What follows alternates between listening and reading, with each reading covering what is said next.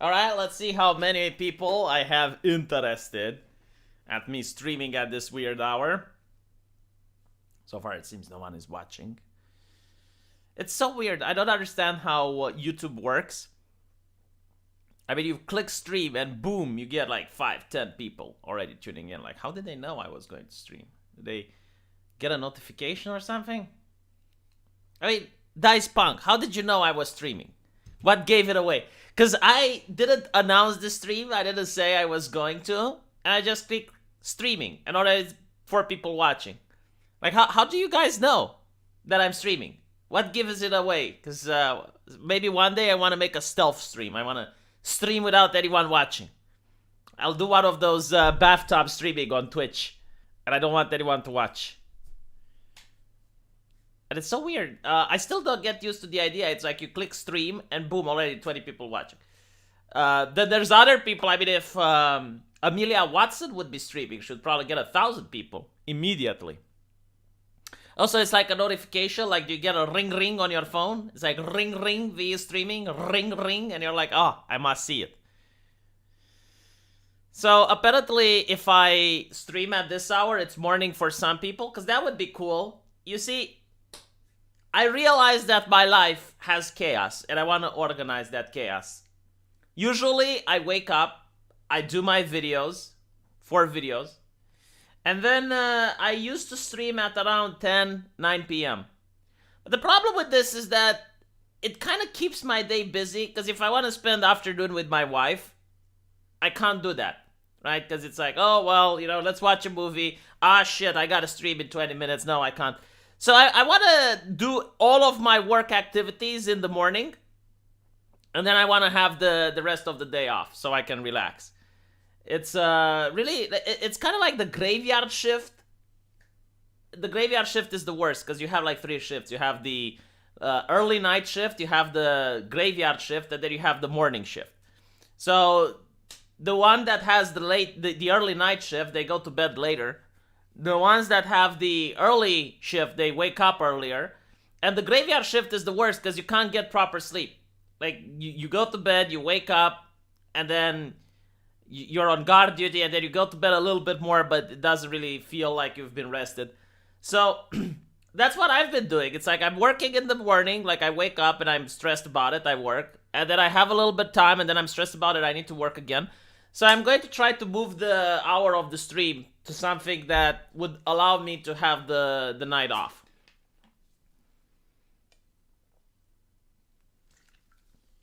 I got a person from Puerto Rico, 6 a.m. So this is actually a good time to stream, right? Because it's morning for a lot of you guys, and I can give you the morning news. This is what I wanted to do. I wanted to have a morning show. Now, I will have a guest, I think Tuesday. It's a Jewish person, which is a sci-fi author. And I can ask him more about the sci-fi world. And it's important to mention that he's Jewish because he had a Jewish character. And I guess social justice activists didn't like that. They're more friendly with the Palestinian. They don't like the Jewish people.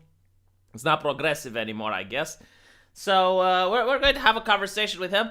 I usually try not to get guests because you go on at Team YouTube on Twitter and you read all these horror stories. Like some person had a guest and that guest said something, boom, stream deleted, channel strike down. It's so sad. I used to love having these online live streams. I used to love going on other people's channels and being a twat. I used to love having people on my channel and allow them to be a twat. Some of my best streams were interviews and talking. I mean, I even had an interview with what was it? That Imam of Peace. I forgot his name. But it was a very insightful interview. It was very nice. And I can't have those anymore. I interviewed communists. I had Nazis on. Like I had all types of people. I always wanted to have an interview with a person from the far left and a person from the far right, but that never happened. So it was like the only person that managed to do that, I think, was Millennium Woes. Like he managed to have an Antifa professor, And it was very weird because like they would agree on everything. It's just like like on principle, right? Because they were for identity politics. So on principle they agreed. It's just like they didn't agree on the policy. But it was like two tribes meeting together and just drawing maps and saying like, okay, this territory is mine, this territory is yours. It was very bewildering, right? Quite insightful. I don't even know if that interview is still up, but you don't get to see that. I guess like the only time you get to see that is during presidential debates. But even those, especially the last elections in the US, were very boring and lame. Anyway. Ah, yeah, Tahwidi. Tahwidi was his name. Yes, Tahwidi. Let's talk about what happened in the news. So, there is an energy crisis in Europe. I don't know how many of you are aware. And this is also affecting places that aren't in Europe. So, it's affecting places from Moldavia. Moldavia is a small country east of Romania. And they're incredibly poor, one of the poorest European countries. So as you can imagine, you have a lot of people complaining about the gas bill. So you have this guy, which is the Minister of Justice from Moldavia, and he says, because some people want to victimize themselves and attack the government because of the gas bills, and rightfully so, like people are upset because the government is putting taxes on gas bills because of the way it's negotiating with other countries. The gas is more expensive. So it's the people in power. So the Ministry of Justice is saying, because some people are victimizing themselves and they're attacking the government, you may be in trouble. Why? It's very simple.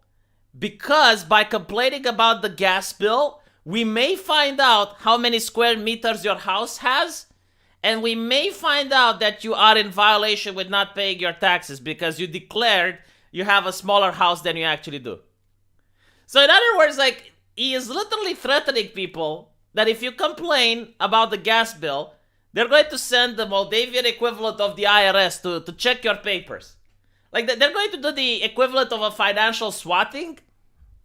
I mean, just so you can understand, if you're an average person, and you get the IRS at your house, even if everything is in order, you still need to hire an accountant so that they can talk with the person, so that you can get your papers in order. I mean, it's a very bureaucratic thing in Europe. Most people don't do their own taxes because the employer does them for you. So if like the average person gets a visit, it's a big hassle. So there is a saying in communism, the procedure is the punishment, right? So the procedure is the punishment means that it doesn't mean you go to jail, but the very fact that you have to go to court, the very fact that you need to pay for a lawyer, the very fact that you need to get the papers in order, like all of these things are the punishment. And this happens in bureaucratic nations. So it is just so bizarre to see the Minister of Justice, instead of saying, all right, we hear your complaints, we're going to try to do what's best for you. No, he's like, God damn it, if you keep complaining, we're going to sick the IRS on you. And by the way, it's not called the IRS, but I'm saying it so that people know what I'm talking about, because every country has a different name. In Romania, it's like the Financial Guard. It's got such a weird warlike title, the Financial Guard. See, Antifa Romania. Oh, did you not like that news? Was that not a news that was like the chef kiss for you? It was like, mwah. Aren't you from Moldavia, Antifa Romania? Like, if I remember correctly. But yeah, I'm really curious to see if people have heard about the hot take from the Moldavian justice minister, because usually you have politicians, at least here in Eastern Europe, they have such great hot takes, but they have them on Facebook where people can't see them. And this is why I'm for free speech. I want them to have a megaphone so that everyone can hear these brilliant hot takes. The way of framing things is putting them into a different light.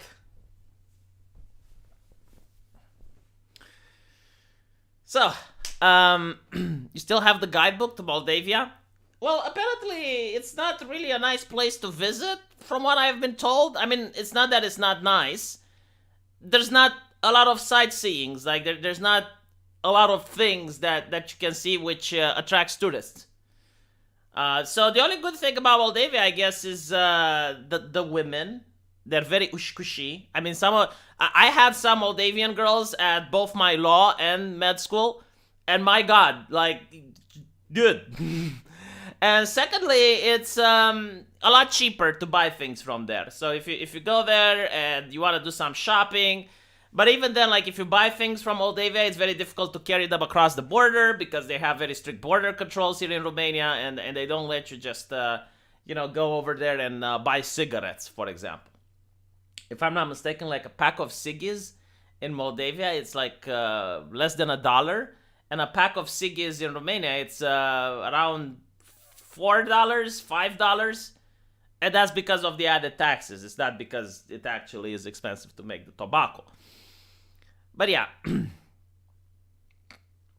Yes, Veraldo, pretend to work. Antifa Romania just said hello and then ran away. Of course he did. Damn communists running away. Okay, let's talk about something else. So, there was something going on in Texas last night. I didn't pay much attention to it. Look, the thing is, like, when you have a country of 200 million people, or how many people does America have? Let's say U.S. population. So you're talking about a country with, oh, my bad. Oh, I lowballed it. 329 million people. Okay, when you have a country of, and this is from the last census, because I assume now it's probably more. When you have a country of 330 million people, you are going to have certain events, that are unfortunate. What can you say? But they will happen. I mean, it's not a shock.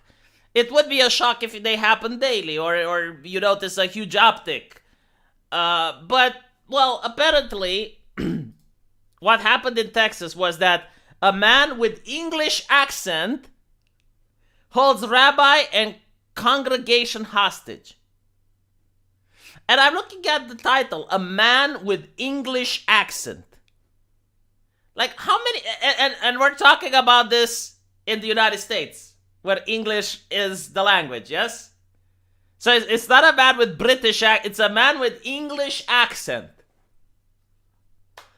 How many times do you actually use this? It's like, so, have you met the guy with the English accent yet? No, I haven't. I mean, when I'm learning English, and you have, like when you learn the language, the teacher makes you read all of those, Larry went to the store to buy $5 worth of goods. Repeat after me, children. Larry went to the store. And they never said, it's like, okay, Bill is a man with an English accent. He went to the synagogue. Like, you never get to have that. But yea and behold, the Telegraph. A man with an English accent. And then it's the outrage. Like, there is a thing with blue check marks that they're never being held to account with what they're saying. And they can just wait for a tragedy, and like within the next second, before the bodies are cold, like Thunderfoot like to say, they will immediately cast guilt. Right? They will immediately stereotype. Like, they are bigoted and they want the world to know it. So I'm going to read something for you. I'm not going to show it on the screen because I understand YouTube has terms of service regarding harassment. And I have seen people showing a public tweet and then getting a channel strike. Now, later on, the strike was removed. But as they say, the punishment is the process. So...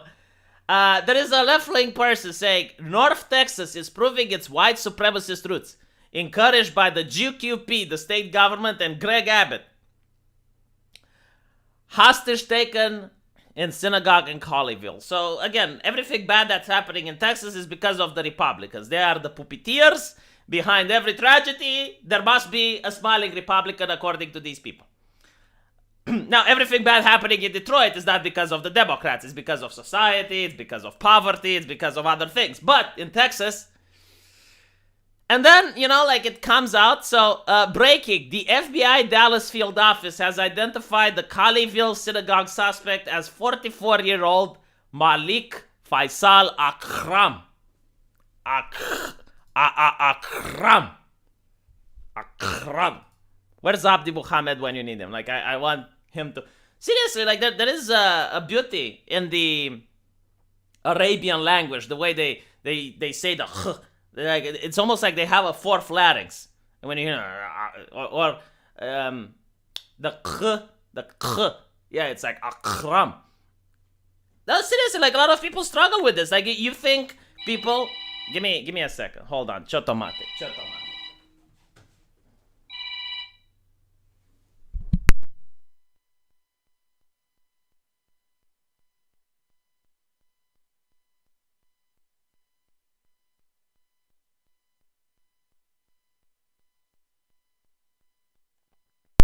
Yeah, sorry about that. Apology.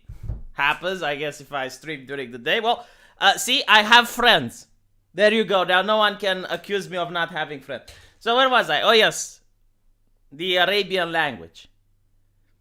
You think that some Muslim has funny accent, right? Because he can't speak English properly. But have you tried speaking Arabian? It's difficult, right? Because you gotta do the like the akram. Or the it's Muhammad. Ahmed. Right? And those are just two of them. It's, I mean, your tongue is going to spin around in circles as you're speaking. Dr. Akrim. Yeah, Akrim. It's the pronunciation.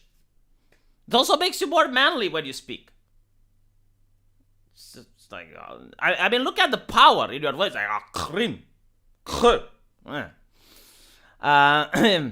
Yes, it is live. So, you have friends too. They offer me energy deals and tax advice in non-English accents. No, seriously, like, some languages, man, like, you can notice, like, the power behind them. I mean, like, German. Like, when a German says he wants to go to the bathroom, you think he's issuing another declaration of war. You think it's like, the fourth ninja war, where you have Madara coming up on the table and declaring it to everyone. So the Germans say, Ich wünsche mit deine Bafzimmer gehen. It's like, holy shit, yeah, what the fuck? You have the Japanese people, right? Like the Japanese, like, hey. I mean, like, strong languages, right? The Muslims with and then you have like the French. And the Indians as well.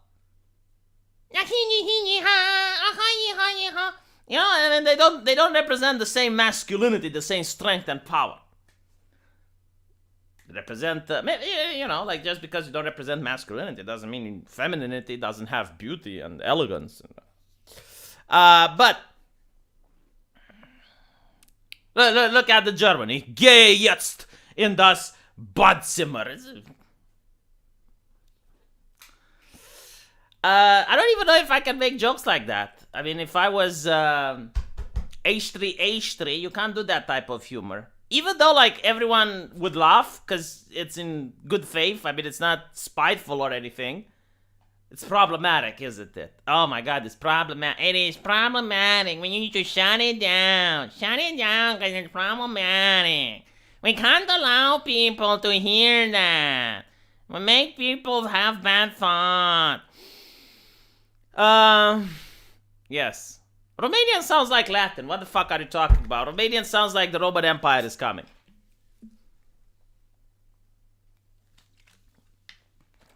And not to mention, like, Romanian is very expressive when it comes to insults.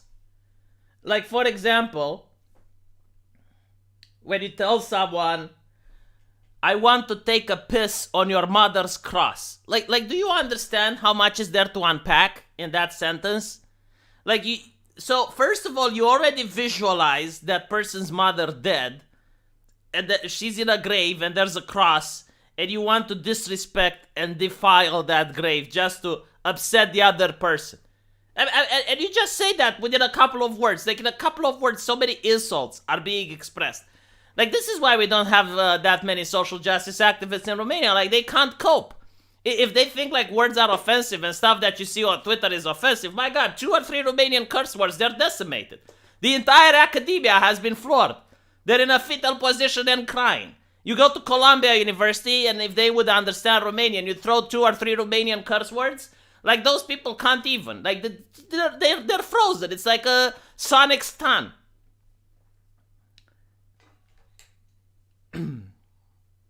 Yeah, I guess Romanians are part of the Latinx community. Latinx. I love the X. Like, what are they? Like, is X marks the spot type of thing? Because they do it like Latinx, Womunks. Did you notice? It's like Womunks as well.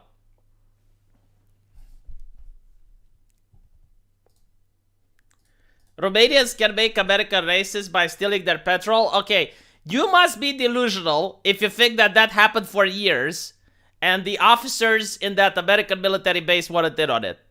Like, the only explanation, so you have 2 explanations. Number 1, the officers in the military base are that incompetent that they don't know that for 2 years their petrol was missing.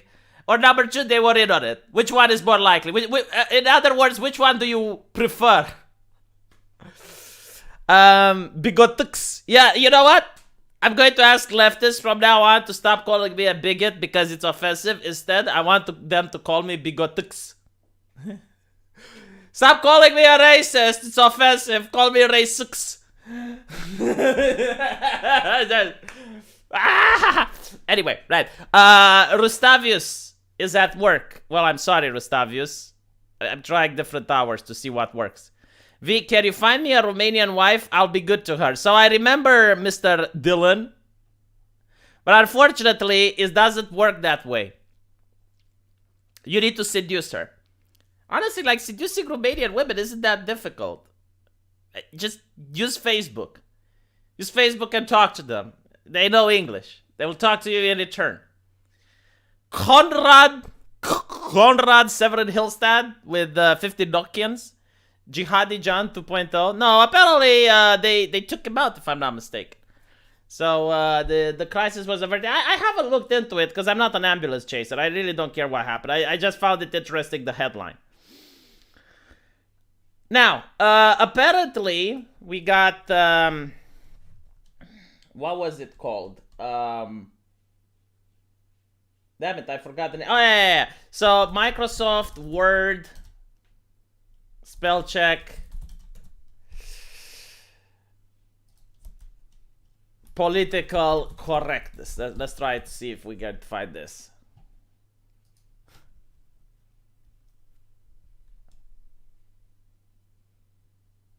Literally the first search result that I have found on Google.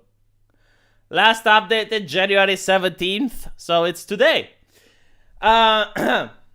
Other 12 people have the same question. How do I disable Word's political correctness spell checker? So if you're not aware, if you go to Microsoft Word now, if you have the misfortune, you're going to notice that the spell checker is a little bit off. It's a little bit mentally challenged. So for example, if you say mankind, I'm not kidding, like this is legit. If you type mankind, they're going to replace it with people kind. Okay? Now, some people don't appreciate that, so they want to change it. And much to my dismay, Microsoft has expanded the spell checker to also check for political correctness. What if you type the N-word? What does it say? Like if you type Netflix. What?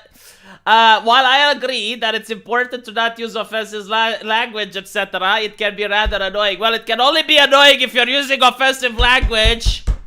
The Daleks need to be cancelled. The Daleks need to be fired. Why are you offensive? See, this is how bigots out themselves. I'm sorry, bigot is an offensive word now. Bigotics. This is how the bigotics out themselves. For example, since my essay is theological in nature... Oh, now you're coming up with the excuses. I have been using a lot of dated terms. I love it. Dated terms. Dated. Like, who decides when a term is dated or not? Okay, fine. I decide that the word bigot is dated. It's bigotics. In the genetic sense, the political correctness checker has been triggering constantly on these, which is really annoying. By the way, did you notice that, like, when you have a spell checker, and let's say you type the word, let me think about the word. Damn it. Doesn't come to me.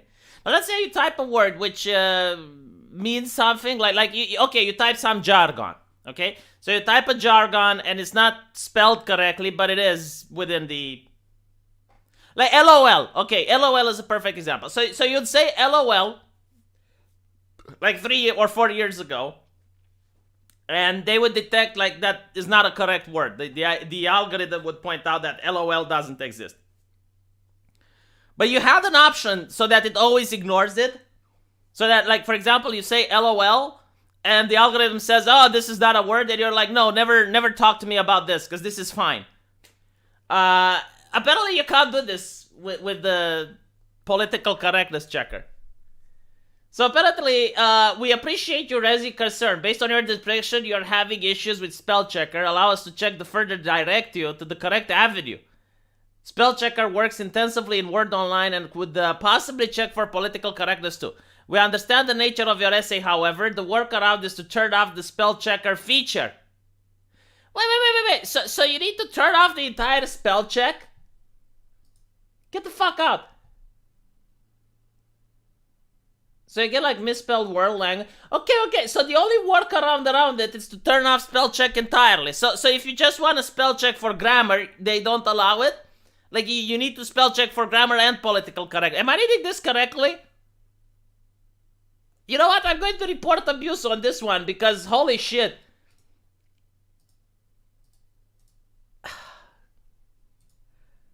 Thank you for blasting the ever living hell out of Latinx and every person who thinks it's a good idea to use it.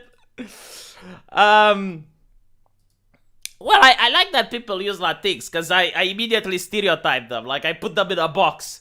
A very accurate box, you know? Like, putting people in a box isn't the problem if the box is accurate.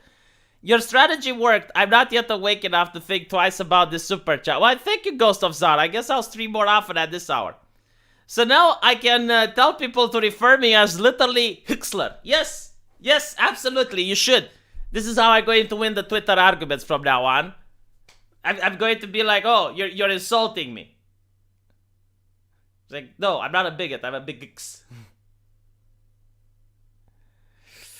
Why is my entire paper underlined in red? Yes. That's a good joke, I'll use it. My god, Microsoft spell. And again, it's not like people were asking for this, right? Like, this is how they want to social engineer people to get them to think correctly. Because, like, think about it this way, right? Like, you're writing your paper and you want to use mankind. So you're saying mankind and boom, it gets flagged. So now, in order to get past the algorithm, you're going to use people kind. So, like, they genuinely want to... Like, think about it this way. The left believes that if you say a sexist joke, it turns people sexist. But if you're making people write documents and essays and papers, and they use the political spell checker, like, isn't this manipulating people to be politically correct? Isn't this subversive? Isn't this like thought policing? Like literal thought policing? The Australian government should get their hands on this technology, I swear to God.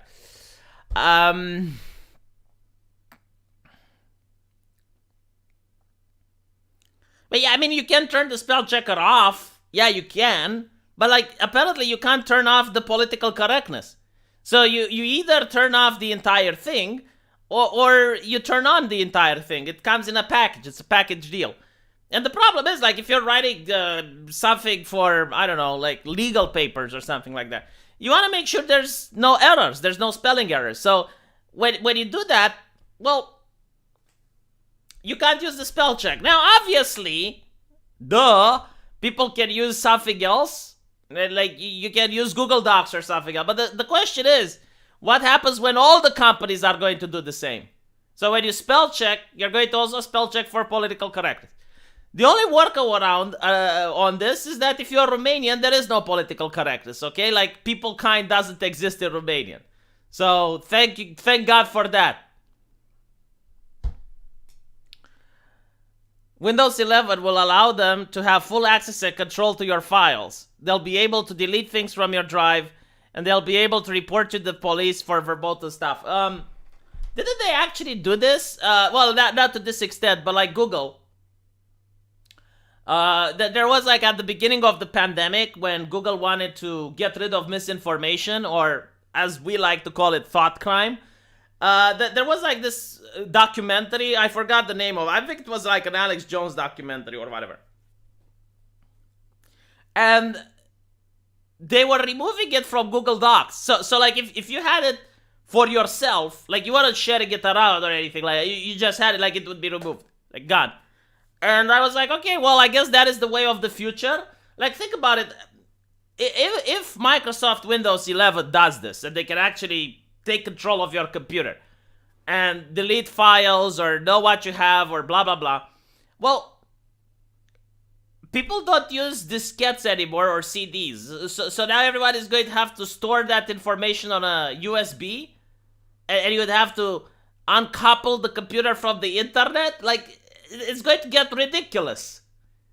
And there are going to be people that are literally that ridiculous. I mean, okay, I have Windows 11. All right, I'm unplugging the computer. Because fuck you, that's why. And what are they going to do about it? And by the way, I already know what they want to do on the next step of censorship. Because I have some people on the inside.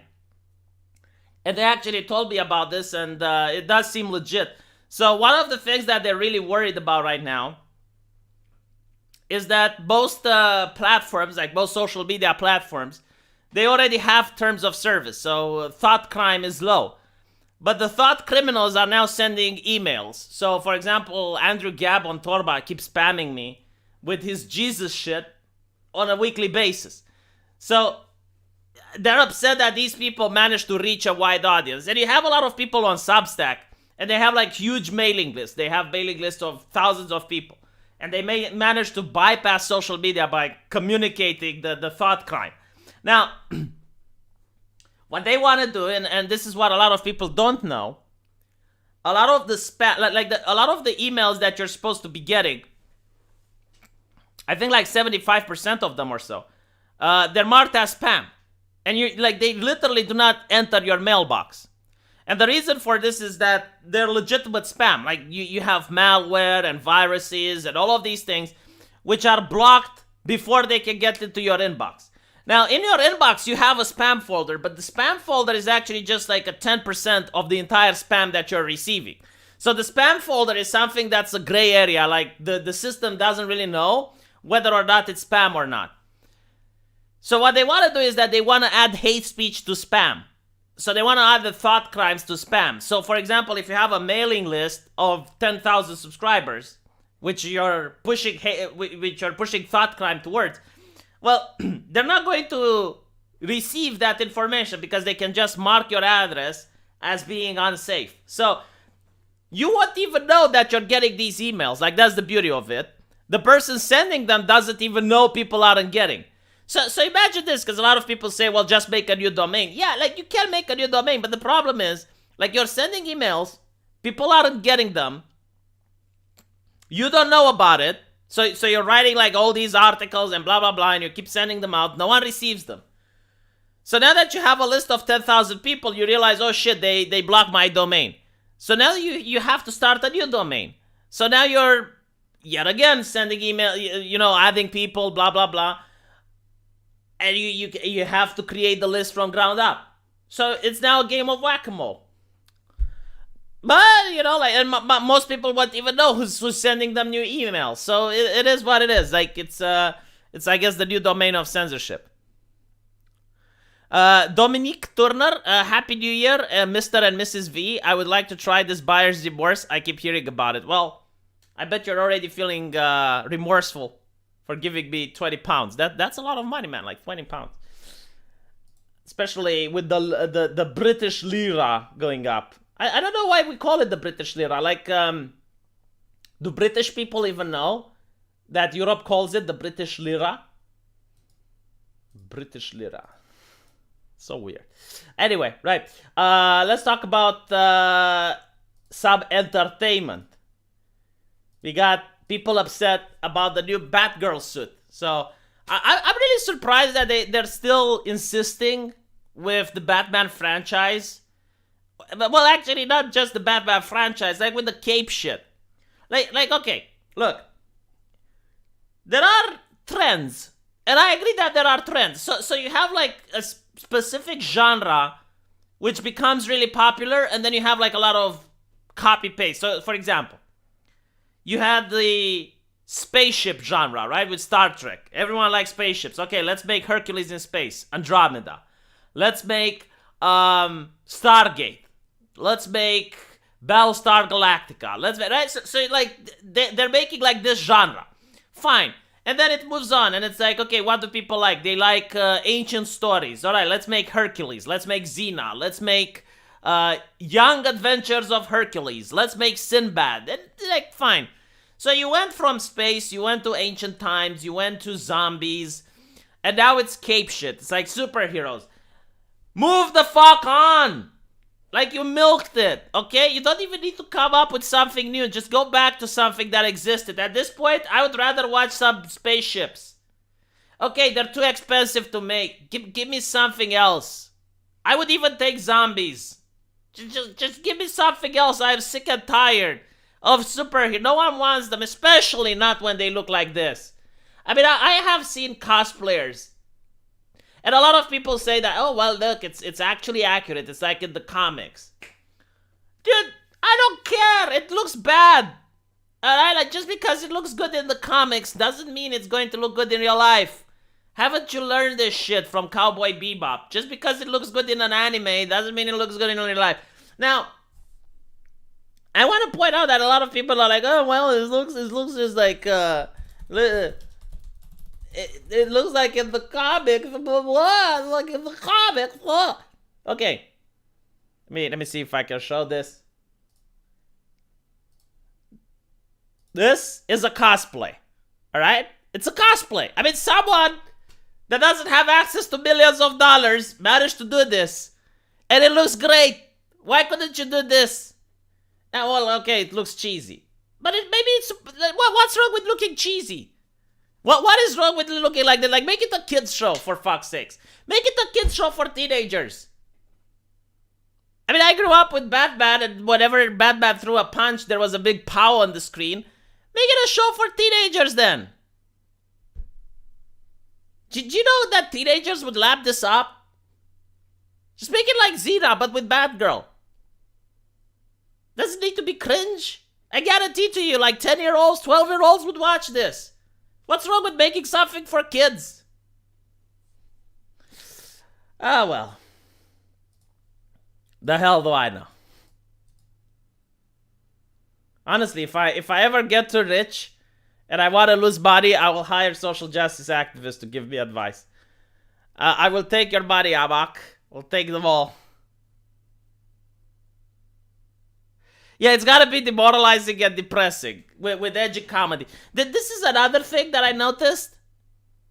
So every single comedic thing that they're making, sorry, every single show that they're making right now is politically correct and cursing a lot. But I'm not talking about like a curse here and there. No, like they're cursing as if they're South Park. But the problem is like South Park was edgy. Right? Like, everything is South Park. Like, I mean, they stuck an antenna up Cartman's asshole. Like, we're talking about a kid on the screen. I mean, actually, hold on. Like, those kids actually got raped in several episodes. So we're talking about, like, Maximum Edge. And that was South Park, So, of course, they were cursing all the time. But then you have, like, other shows that are politically correct, and they're cursing nonstop. And it's like, what are you doing? Like, why are you trying to be politically correct, which is like not to offend, but at the same time you're trying to use vulgar language? It doesn't make sense. It's like cursing in a church. Stop it. Go outside.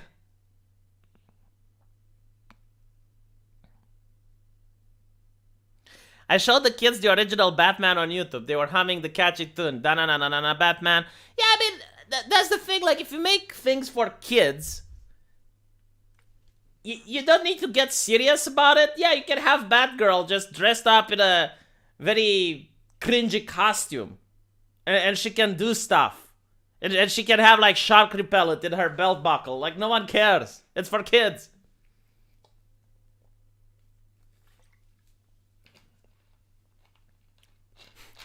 But the woke Terminator, though.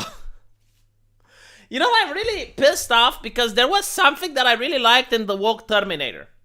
And they actually had something going. So in the woke Terminator, let me put it on the screen so that people can remember the horror and the dread.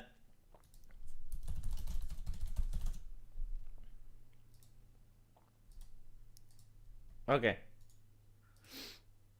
I love it. It's like ultra woke Terminator. Alright, here we go. So, there was something that I genuinely loved about this. I mean, there was a diamond in the rough, in my opinion. So the cool thing about the woke Terminator was that the abilities the new Terminator had. So the new Terminator could plug into the grid, right? Like he would plug into the internet, and he would have access to the spy satellites. He would have access to your phone conversation. He would have access to the drones. He would have access to CCTV cameras around the city. He would have access to your credit card transactions. Like, there was no way you could hide from this thing. And the reason that I love this idea, and I thought it's really cool, is simply because this is actually happening. Like, if the government would target a person, there is very little way that person could hide, because like if they specifically target you as an individual, all of the electronics that you're using, all of the like even by driving around town and a camera sees you, like all of the AI software, all of this shit, like social media, everything, like it is almost zero privacy. And all of it's private, right? Like, it's my private company, can do whatever it wants. So it's like the Terminator was private. And I really like that. I mean, that was legitimately the scary part of the movie. So if I was to make the Terminator, I wouldn't give him any flashy shit. It's like, oh, look, his clothing, his gun. No, like, just make him indestructible. You know, he just can walk everywhere. Like the first Terminator, right? Like, no mercury, alloy, no nothing. He's just like a normal human. But there's nothing you can do against him. Like, you can... You can throw a rocket launcher at him and he's still coming. Like, you can't stop him. And the thing is, like, he should be slow so that they could just run away. But he would always find them. Like, he would always use technology to find where they are. And they would go in a desert or something, and there would be a guy with a camera and just record them, and the Terminator would know that they're in the desert. So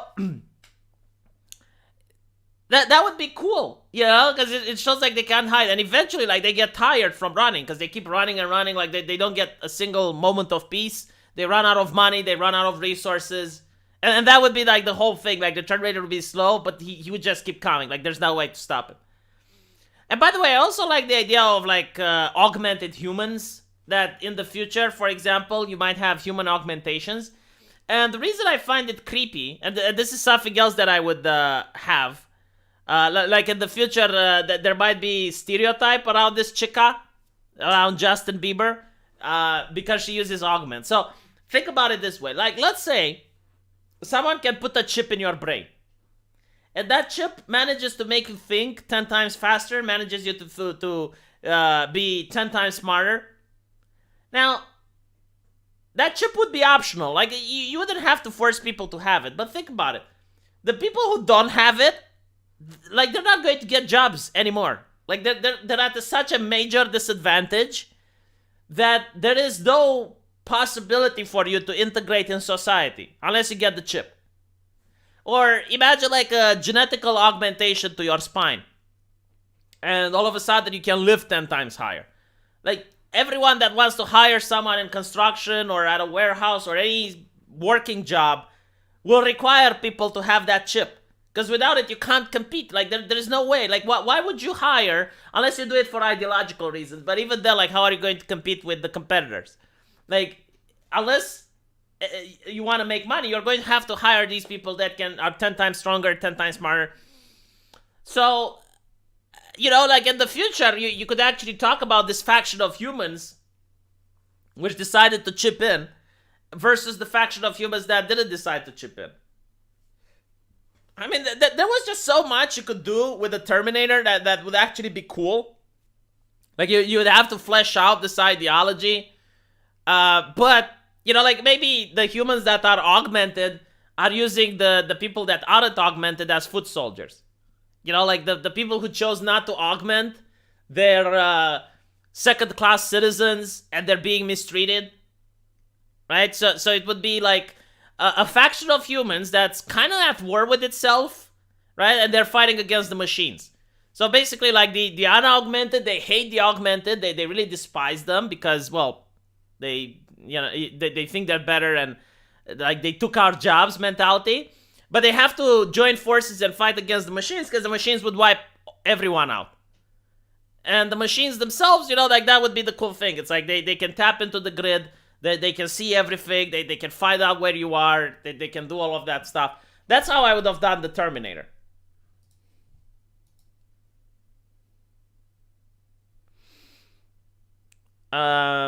It'll be worth it to stay human. I mean, you could. Like, you could stay human, but like, think about it this way. No woman would love you because any woman that, well, like most women that would get the chip and they're 10 times smarter, like they would be attracted to smarter men. Like women find intelligence attractive, but intelligence is relative. So the way you look at the world, like you see people that are dumber than you. Now they're not necessarily dumb; they're just dumber than you, but you consider them to be dumb. A person that's dumber than you might look at a person that's smarter than them and consider them to be smart. But you can still consider that person to be dumb, right? Because everything is relative. Like, you are the point of reference subjectively when you judge if other people are smart or dumb. So, if you don't take the chip, your dating life suffers. You're not going to be able to get a job. And yeah, sure, you can say, oh, well, I'm still human or blah, blah, blah. But, I mean, okay. You're going to starve to death. Like, what are you going to do? And not to mention, like, you might see the beggar from across the street. I mean, depending how cheap the chips are. But you might see the beggar from across the street. He chips out, and now he is a millionaire because he is incredibly smart. He knows how to manipulate people and blah, blah, blah.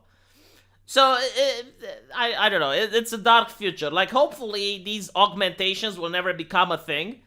But if they do become a thing, yeah, it would be very problematic for the people who don't get them. Like, it's not going to be mandatory, is my take. Like, if augmentations become a thing, unless you have a war or something like that, they will not become mandatory simply because people will be constrained to get them. Because otherwise, you literally will not be able to have money. Unless you have, like, a job that, I don't know, is like a waiter. Like, a waiter doesn't really need to be smart. As in like 10 times smarter than you are. Like, you wouldn't need to chip in. But even then, like, maybe the chip gives you better charisma. So he would know, like, a waiter that's chipped in, like, knows how to manipulate people in order to get a bigger tip. So restaurants would want to hire those waiters. Like, you don't know. It depends what the augmentation can do. But I'm telling you, like, if augments became real, then not having it would be a detriment. And it also depends on how expensive they are. It depends on how easy they are to mass produce. Still, I don't think like this is going to be a conversation within our lifetime. Like, this might be for the next generation to figure out the correct way. Why not just make it so that the Terminator can also access those augmented humans? Well, I guess you wouldn't have Wi-Fi access. Like, you need to be able to plug in directly. But yeah, like if a Terminator catches an augmented human and, sticks the cables into that human, yeah, I mean, he could mess with the augments. But I wouldn't make it so that the augments are accessible from the outside. Although, that would be like a really creepy thing. Imagine like if your augments had Wi-Fi and they would get the additional patch every month. Like, how much trust would you have to have in my private company not to do anything at once?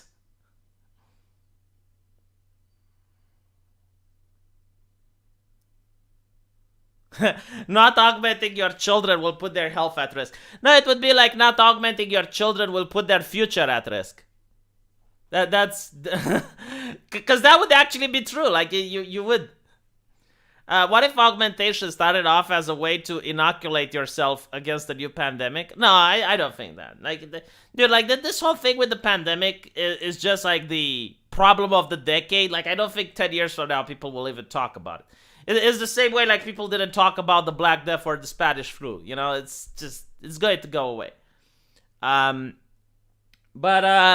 No, you just need to do it from your own personal interest. It's like how people put themselves 5 years of their life to go through a university. So you're making a debt, like you're making a student loan, and you're putting yourself through a university 5 years, right? Why? So you can get a better job. I mean, well, why wouldn't people just use the augment then? And you might say, well, yeah, but like, look, people do university and they don't get a job. Yeah, but like the augment would at least de facto give you something. Like, but yeah. That's literally a plot in Deus Ex. The biotech company sends out a dodgy firmware update and turns the augmented people crazy. I haven't played Deus Ex, but I mean, if that's the plot, then it would make sense. It's going to cause, like, no, seriously, like, it's going to cause some inequality, unlike the world has ever seen, if the augments actually work and they actually do things. And it depends on the augments. Like, if you have augments just to make people stronger, then if you want to be a working class guy, you're going to need the augments. That being said, I embrace the Necodermis.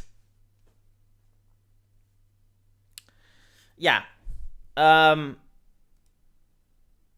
You don't have to think about it, Mega Brain Ethan. Well, you don't, because it's not going to affect you, and the conversation isn't going to be had until much later, so. I don't even think we have augments yet. It's just sci-fi. But in the future, like, who knows?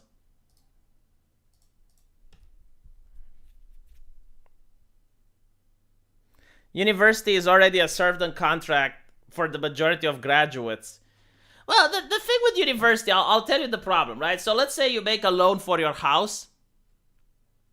If you make a loan for your house and you can't pay it, but let's say you manage to pay half of it, because most people like manage to at least pay a part of their loan.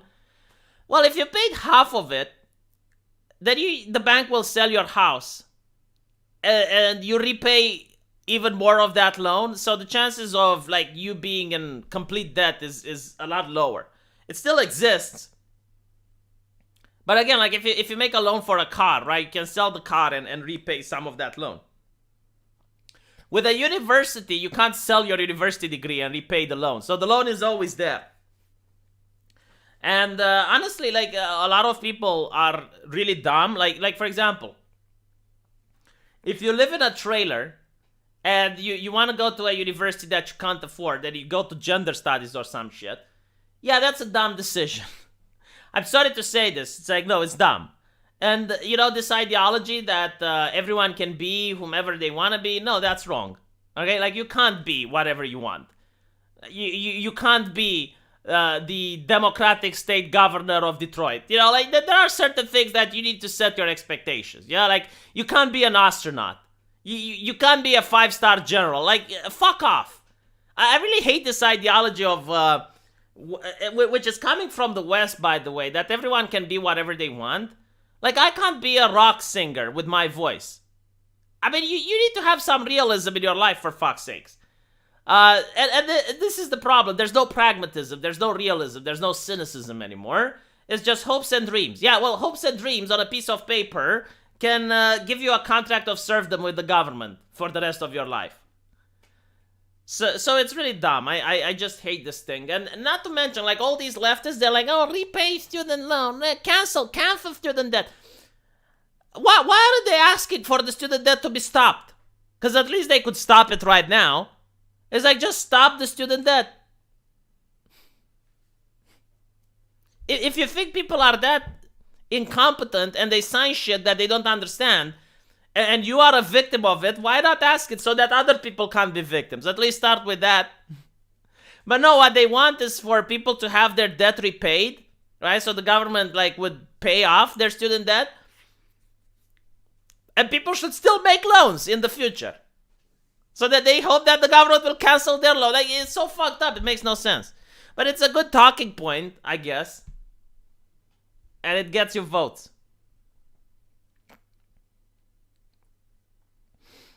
Why not become a rock star? Because I'm aware of my voice. I don't have a singing voice. I don't have talent.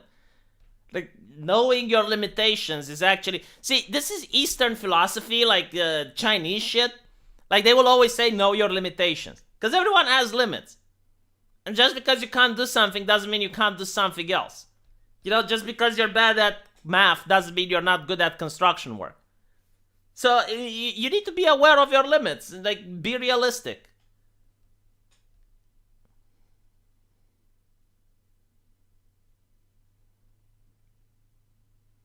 Only real tall people do well in basketball. Yeah, exactly. Like, if you're a small person, if you're a manlet, like thinking that you're going to win the basketball cup is a little bit unrealistic.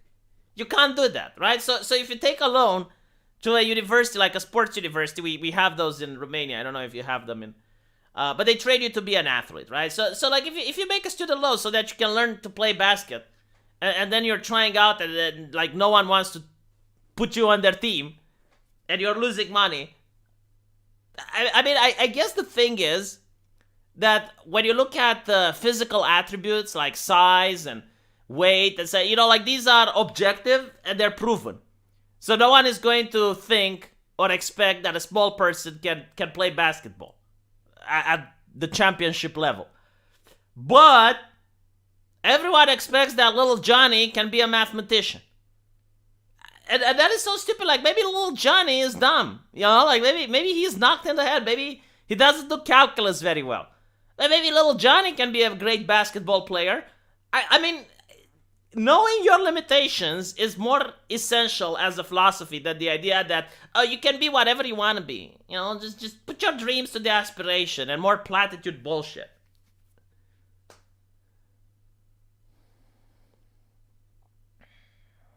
The students are adults and should make their own decisions. Yeah, but I guess like the thing is, people, especially men, who are very young, are avid risk takers. So when you're 16 to 25, you're much more likely to take risks than after you're 25. In fact, there have been studies which show like when it comes to committing crime, in every country, it's a small minority of people that are responsible for the overwhelming amount of violent crime. And usually those people, I know what Americans will say. Shut the fuck up. I'm talking about worldwide now. Like in my country, it's teenagers, right? So from the age of 18 to 25, that's the demographic where most murderers come from. So if you go in a prison and you look at murderers, like gangbangers and whatnot, overwhelmingly, they've been arrested when they were between the age of 18 and 25. Now, when you get past 25, it plummets statistically. Like, it's very less likely that a person over 25... And they're all men, right? So, now, yeah, there are women and there's people over 25 that commit murders, but it's a lot rarer, statistically speaking. How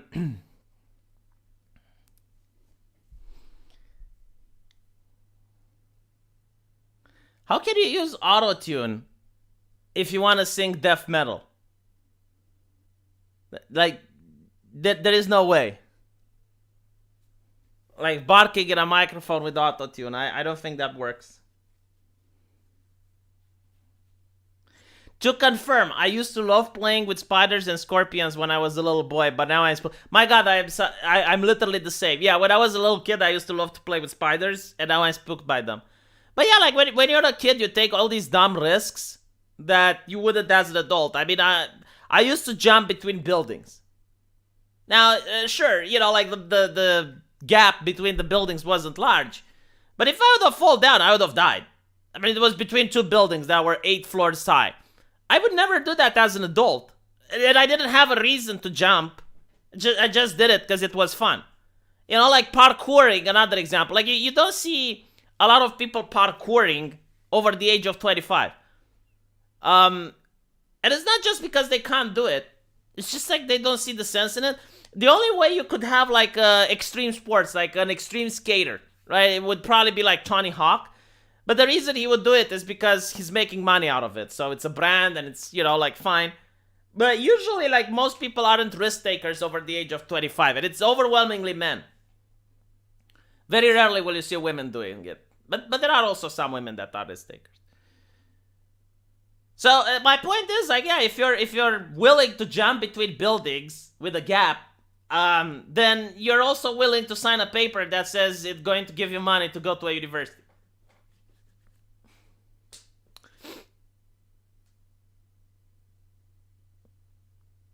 Jesus, plague with centipedes and roaches. You're more extreme than I am. Murderers also get murdered at a higher rate. I mean, yeah, obviously. Like, the whole thing is about being in a gang, right? So if you're in an inner city gang, which is doing violence towards another gang, then yeah, like, it's, statistically speaking, you're more likely to shoot than to get shot.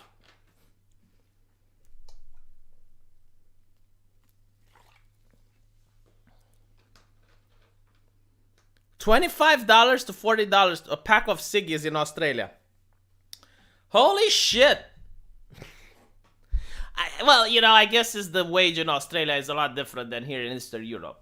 So it depends how much money you're making. But yeah, I mean, the tobacco companies have been firmly decimated by taxation. Universities are majority female. Yeah, but like, you need to look at what type of studies do these women go to. And there's a lot more things to do with these decisions. It's like, why would I go to a university that tells me that being a white man is evil? And that somehow I'm sinful and I need to become a slave? Like, unless I become a slave to the activists and push their cause, then I'm a problem. And then it's also like these university with diversity outreach and whatnot. Like, how much do they care about, getting men versus getting women? Because the funny thing is, like, there used to be a time when there were overwhelmingly men. So they have diversity outreach programs and they went to 50-50, right? Like, at one point they managed to achieve balance. It's like 50 women, 50 men. And it's like, should we stop? Oh no, what do you mean we stop? We keep going. So yeah, now you have more women that go to universities than men. But the thing is, like, I guess is the people surrounding the men. I mean, you probably have a friend and he's at your university and, he becomes like this radical far leftist that you don't recognize anymore. And on the other hand, you have this plumber that's earning $4,000, $5,000 a month. I mean, yeah, you're more likely to choose to start learning a trade than it is to go to a university and starve to death. What do I think about Cristian Teres? Yeah, he's a Romanian. He's not considered a radical. He's considered to be a normal chap. He's got friends on the left and on the right, and the man is a single issue voter. He wants to make the contracts between pharmaceutical companies and the European Union public. So he is against restrictions and that type of thing. So yeah, what can I think about it? I wish, like, more people were like him. Like, well, what is the problem with making the contract between the pharmaceutical companies and the government non-secret? Like, they should be available, they should be made public, especially during a pandemic. It would increase the trust that the public has in the government. Secret contracts, historically speaking, aren't really big on increasing trust from any of the parties.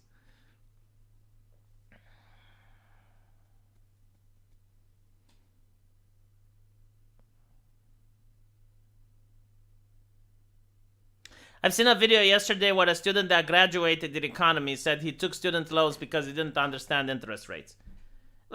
I mean, dude, I'm not shocked. I mean, do you do accounting in school? Do you do finances in school? Do you do finances in high school? No. They're not teaching you how to think for yourself and be prepared for life. So yeah, interest rates are a bitch.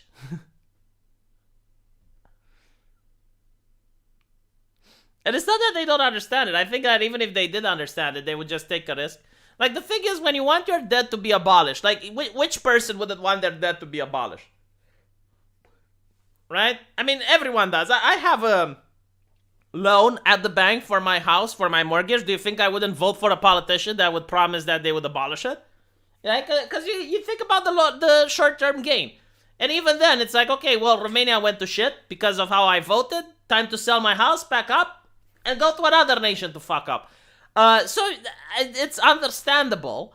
And when you want something, like, of course you're going to play the victim card. Oh, I didn't understand the interest rate. Oh, I didn't understand this and that. How much of it is true? I don't know, but obviously they're going to say this dumb shit.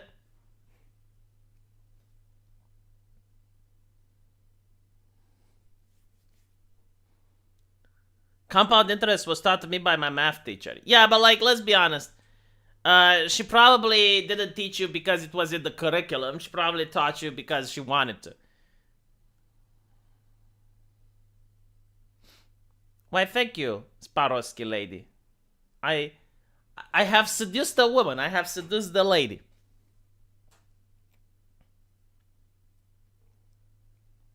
If they gave me the option to revoke my public health care and they'll leave me alone forever, I'll sign it. Yeah, I mean, who wouldn't? It depends though, right? Because if you're a person that's genuinely poor and you're afraid that you may get diabetes because your entire family has diabetes, you probably wouldn't afford the insulin. So for you, like, oh my god, public health care, rah rah rah. If you're a person stuck in a wheelchair, which is receiving pain medication, oh my god, public health care, rah rah rah. But if you're a person that's like healthy and you go to work every day and blah blah blah, I mean, you're probably going to use a private clinic whenever you need healthcare. And on top of that, you probably have money saved for rainy days. Like, putting all those... Like, first of all, you can have a private insurance. And secondly, you can also put some money aside. I mean, if you put $500 a month every month, I mean, that's like what? Like $5,000 a year? So in 2 years, you have 10 grand that you saved for medical expenses. I mean, it's very unlikely you're going to need more than 10 grand if you have private insurance and money. Like, unless you're like suffering from some very rare shit, or maybe you, I don't know, get some into a car crash or something like that. And even then, it's like, okay, you have $10,000, you got private insurance. It's like, come on. Oh god, Susie is bullying me. Poor people are not your problem, Tactical Droid. Well, if they start rioting in the streets and starting attacking your house, then they become a problem. And secondly, it's like, poor people are not your problem. Well, with that attitude, then you make a Pikachu face when you realize leftist governments are appearing. You need to negotiate. You need to make sure that the poor people, they have a ladder to climb, and there is a way out of poverty. There's like class mobility. But at the same time, you need to make sure that poor people aren't also putting the nation in so much debt that the system collapses. So no, like, poor people, they matter. I mean, they're your countrymen. And the second point of view is that you can also be poor. Like, at any point, your house can catch fire and now you're on the street and you're poor. It's not like you can't also get into poverty because of random circumstances.